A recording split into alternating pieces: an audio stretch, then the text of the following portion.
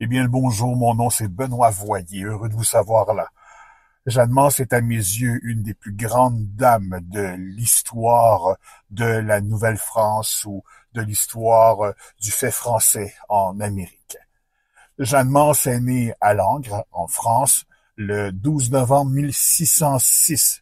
Deuxième d'une famille de 12 enfants, elle doit très jeune remplacer sa mère morte prématurément et s'occuper de ses frères et sœurs.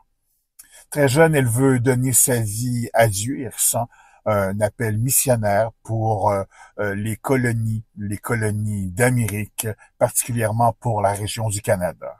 Elle disait, je sais que Dieu me veut en Canada, mais je ne sais ni où, ni pour quelle mission. Je m'abandonne entièrement à sa volonté. Après discernement, elle part avec Paul de Chomédé et une recrue d'hommes. Elle arrive dans sa nouvelle cité le 17 mai 1642 afin d'établir Ville-Marie, la grande ville qu'on connaît aujourd'hui, la grande ville de Montréal. Ainsi, elle devient la cofondatrice de la colonie montréalaise. Avec l'aide financière de Madame de Bullion, Jeanne Mance fonde l'Hôtel-Dieu de Montréal et soigne les blessés et les malades, tant français qu'amérindiens, et prépare l'avenue des Hospitalières de Saint-Joseph. En 1659, connaissant les desseins du fondateur Jérôme Leroyer, Jeanne Mance revient de France avec les 3 premières hospitalières.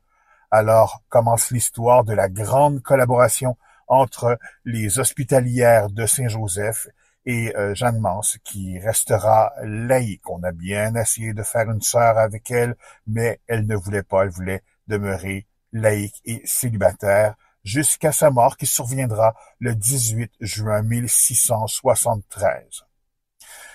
Le 8 novembre 2014, elle a été déclarée vénérable par le pape et ses restes reposent dans la crypte de l'Hôtel-Dieu de Montréal à travers d'anciens ossements des religieuses. On peut y accéder durant une visite guidée au musée des Hospitalières de l'Hôtel-Dieu de Montréal. Pour relire les notes de cette chronique, consultez la section Au fil des jours, des semaines et des mois de mon blog, tapez www.benoitvoyerenliberté.blogspot.com.